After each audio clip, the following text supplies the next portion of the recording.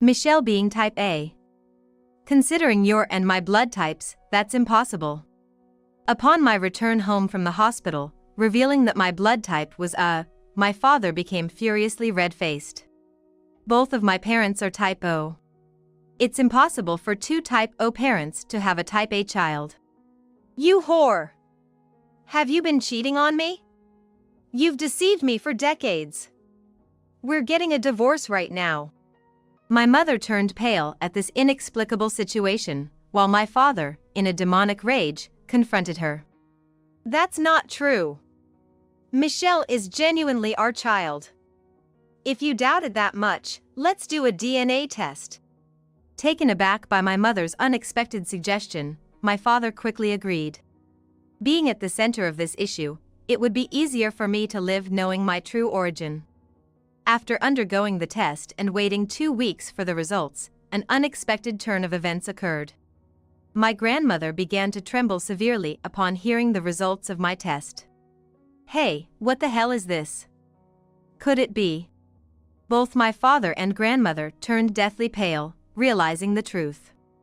At that moment, no one could have predicted that this DNA test would escalate into a major family crisis. My name is Michelle. Since graduating from college, I have been working at the city hall, still living at home with my parents and paternal grandparents. My friends often tell me I should move out and live independently, something I've never done before. I very much wanted to, but it wasn't so simple due to various reasons. The main reason was the nasty comments and behavior my father, Ted, and grandmother repeatedly directed at my mother, Kim. I couldn't bear to leave my mother alone, so I couldn't bring myself to move out. Ted is incredibly arrogant and a mama's boy, even from his daughter's perspective. Despite being over 50, he still has his grandmother wake him up every morning and doesn't even try to put on or take off his socks without her help. As a child, I used to think all boys were like my father, completely reliant on their mothers. That would have been bearable, but Ted and my grandmother often bullied Kim together. Kim works at a nearby bakery and never neglects her household duties. But still, my grandmother and father would complain about trivial things like laundry not being brought in quickly or the weeding in the garden being sloppy. The reason I've managed to live with these two difficult people is that my grandfather, Kirk, would strictly reprimand my grandmother. Kirk was not only kind to my mother but also to me, which is why I have adored him since childhood. An essential part of explaining my family situation is my father's job.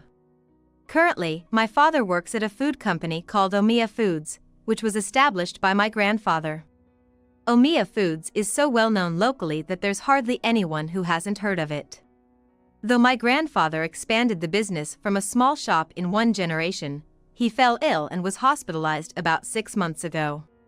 That's when my father, Ted, who had landed the job through my grandfather's connections, came into the picture. Originally, Ted boasted that he would never join his father's company and seemed to drift through various jobs. However, perhaps due to his inherently arrogant nature, he was treated as a nuisance in every company. Seeing his behavior towards my mother at home, it's not surprising at all. In the end, he couldn't stick to any job and bowed his head to my grandfather to join Omiya Foods when I was born. It seems my grandfather had no intention of accepting him, but he couldn't refuse the plea to support the family. At first, Ted worked quietly, but as he aged, he gradually began to show his arrogance. "Hey, I'm the next president. Is that how you talk to me?" he would confront employees, some of whom apparently left because they couldn't stand him.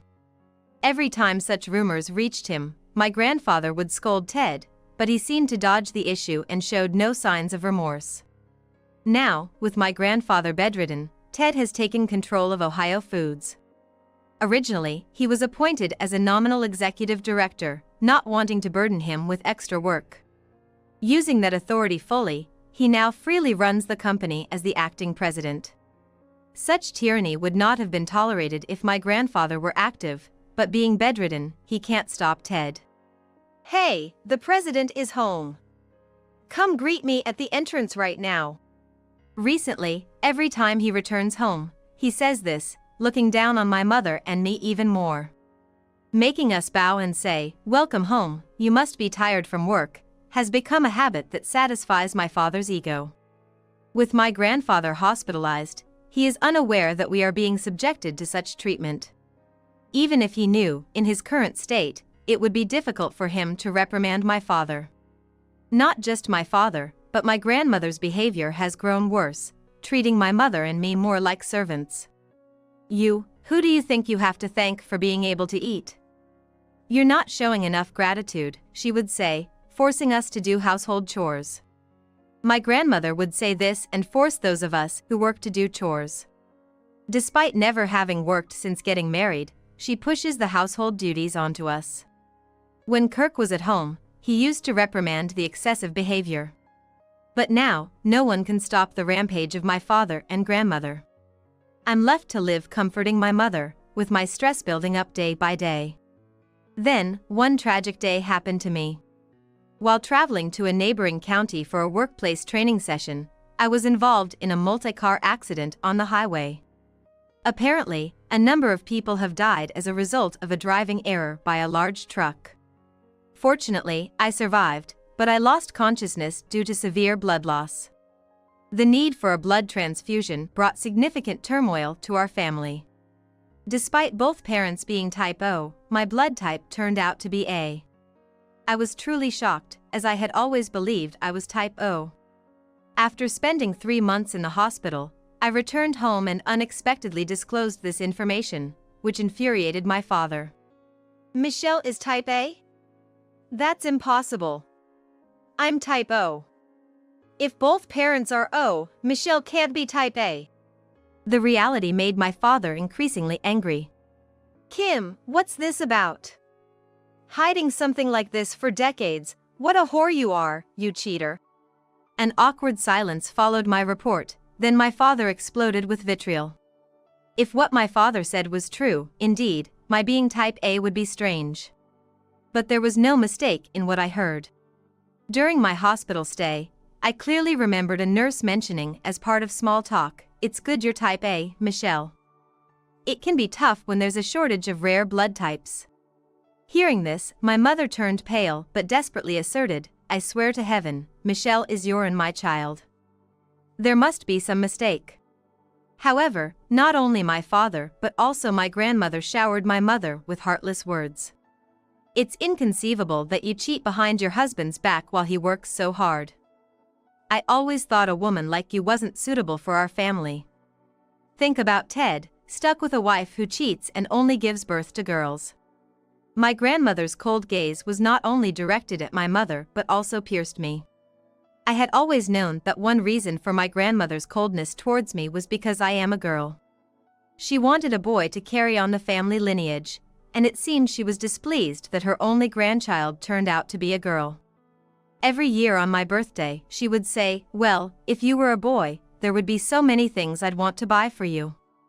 But a girl will just marry out anyway, there's nothing I need to give her," and I never received a birthday present. While my grandmother glared at me, seizing the moment, my father and mother were fiercely blaming each other.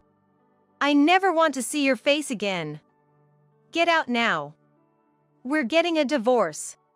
I haven't done anything wrong. There must be some mistake with the blood type. Michelle is our child, after all. The argument was at a stalemate, with no sign of agreement in sight. Usually, my mother accepts the harsh words without retort, but this time she seemed unwilling to back down. I felt conflicted, but I couldn't believe my mother was lying. As I was lost in thought, my mother, running out of patience, tapped on her smartphone a few times and showed the screen to my father and grandmother. "Then, let's do a DNA test. This will definitively prove our kinship. If you're so adamant, you'll agree to the test without running or hiding, right?" My mother's assertive stance seemed to pressure my father. Living with her for years, I had never seen my mother so confident. It seemed my father had backed himself into a corner. With a snort, he said, "Go ahead. It'll just add to your shame. If Michelle turns out not to be my child, you'll be paying a huge amount in damages. Are you okay with that?" He glared at my mother with bloodshot eyes. Normally, my mother would have shrunk back, but today she showed no sign of it. I looked at my mother with admiration for her strength and then turned my gaze to my grandmother, whose face was visibly turning pale. "Grandma, are you okay? You look pale." When I asked, my grandmother clenched her back teeth, shook her head, and said, "Don't look at me, you child of a cheater," before quickly leaving the room.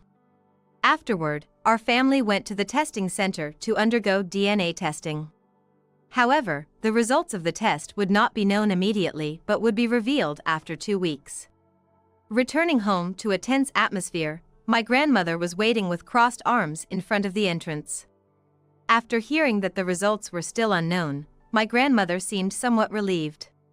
But her expression quickly hardened as she coldly said, "So, you haven't proven you're part of this family yet? Then get out. I don't want to live with strangers." Following her lead, my father also said, "That's right. Since you're going to leave once the results are out anyway, start packing your bags now," trying to drive us out. My mother attempted to argue, but I expressed my unwillingness to stay with such people, so we quickly packed our things and left. 2 weeks passed. My mother and I sought refuge at her parents' house. The fateful day finally arrived, and we, without hiding or running, went to the house. Greeting us, not my father or grandmother, but my grandfather, who had been discharged from the hospital 3 days prior. "I'm sorry. If I hadn't been hospitalized, I wouldn't have let you be kicked out." I felt warmth in my heart from my grandfather's kind words of apology. As he led us to the living room, my father and grandmother immediately smirked at us. "Hurry up and reveal the results. And then pay the damages. I've already had the lawyer calculate how much you owe," my father pompously demanded. But his actions were counting chickens before they hatched.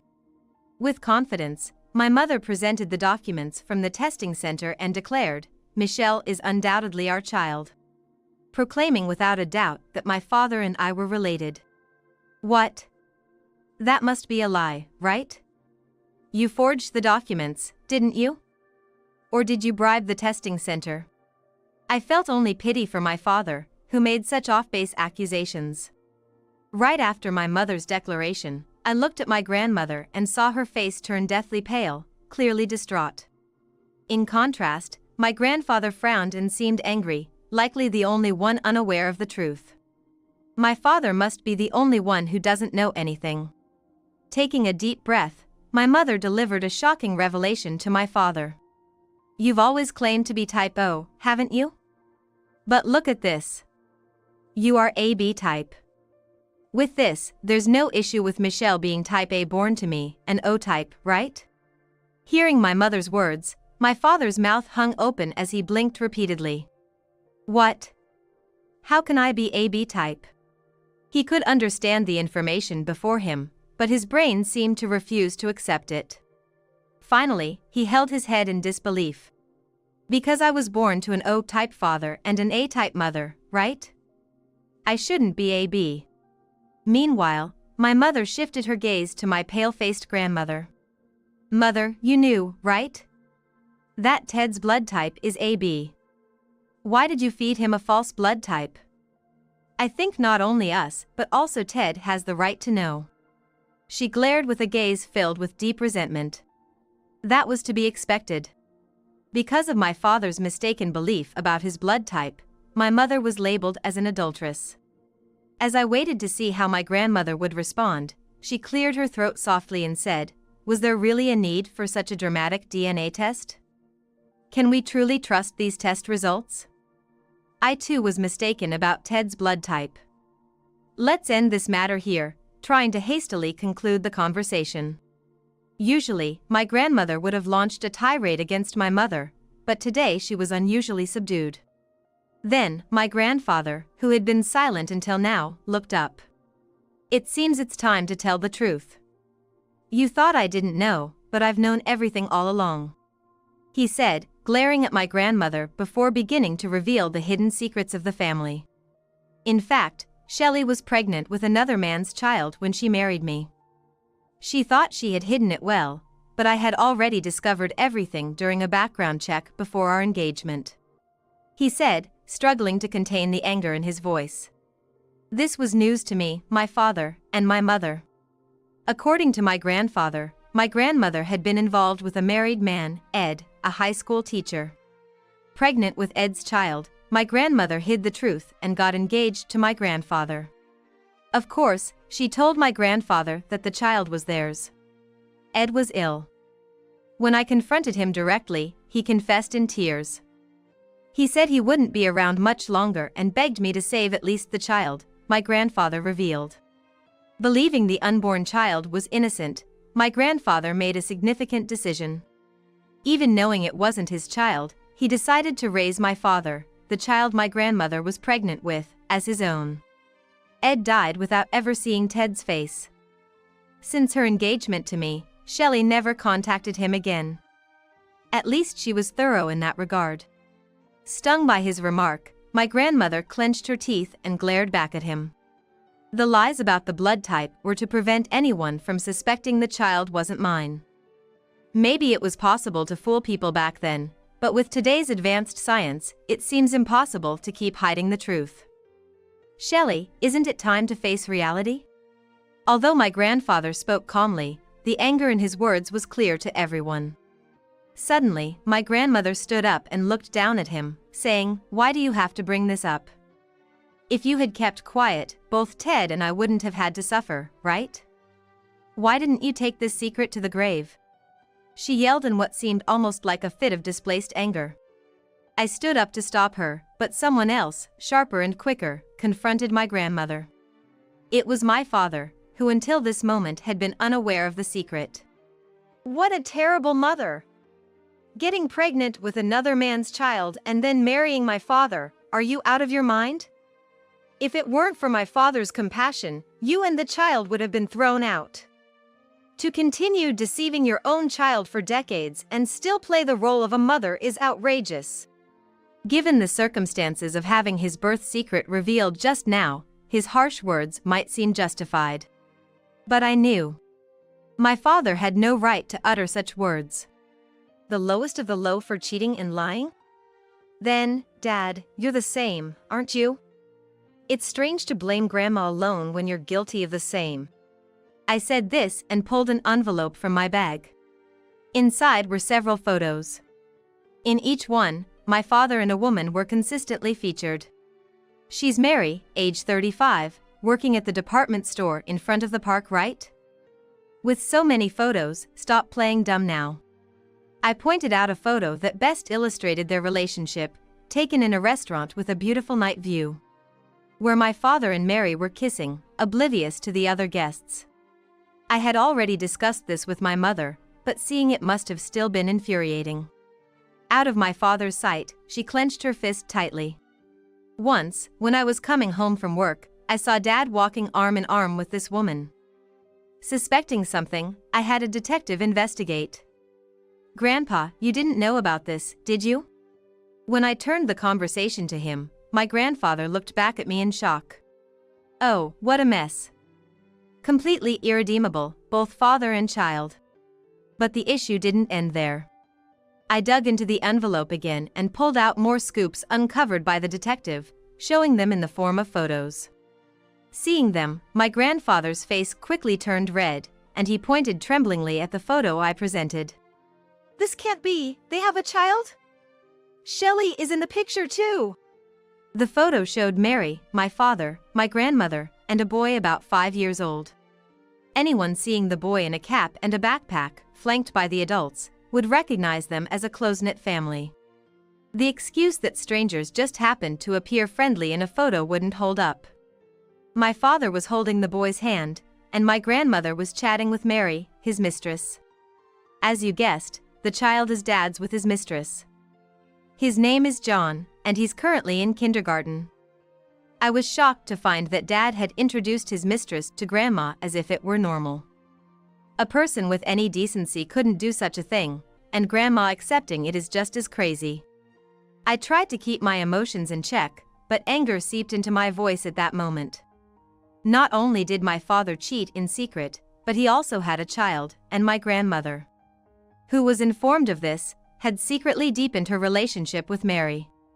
When confronted with this fact, instead of apologizing, my grandmother's eyes widened and she snorted.